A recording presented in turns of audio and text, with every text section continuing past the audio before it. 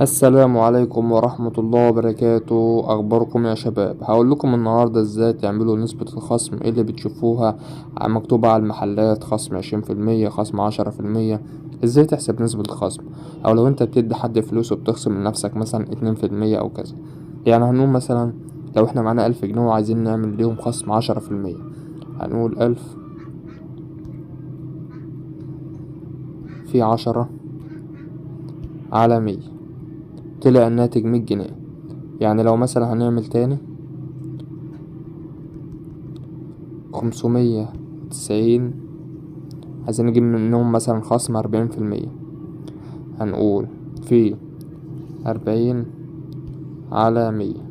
دي طريقة. في طريقة تانية، الناتج طلع معانا 236. خد بالك، مش هنكتب على 100 دي، هنحط العلامة العشرية اللي هي دي، هيطلع نفس الناتج، وتدوس يساوي هيطلع لك الناتج اهو.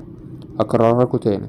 مثلا لو في ناتج 2500 ماشي 86، عايزين نطلع مثلا خصم 2% ليه، في 2 علامة 20، طلع معانا كام؟ 51 جنيه 72 قرش. عايزين نعمل بالطريقة التانية، نمسح العلامة العشرية دي، العلامة المئوية أقصد، وعلى 100.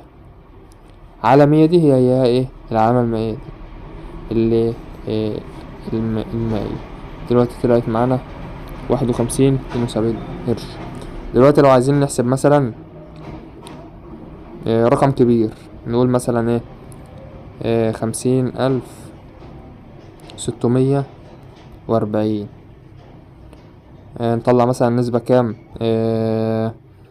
30%. ادي اهو، في 100 على 100، طلعت معانا كام؟ 15,192. بالطريقة التانية واللي هي الأسهل طبعا برضو طلعنا نفس الرقم. فالموضوع سهل جدا. طب لو انت عايز تعرف نسبة الخصم بتاعتك انت هتبقى كام، لو انت مثلا معاك حاجة هتبيعها، تمام، وعايز تعرف انت لما تحط عليها هي تمنها 500 جنيه، وانت عملت عليها خصم 2%، انت عايز تعرف انت هتاخد منها كام. تمام، هتقوم جاي عامل ايه؟ في 2 ماشي على 100، 10 جنيه، هتنقص بقى 10 جنيه ماشي من 500، ناقص 500، اتبقى كام؟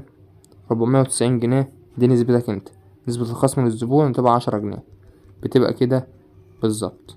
ويا ريت منسوش تعملوا اشتراك وتفعلوا زر الجرس عشان يوصلكم كل جديد. صلوا على النبي في الكومنتات، ولو اي حد عنده مسألة عايز يحسبها يقول لي وانا ارد عليه بسرعة.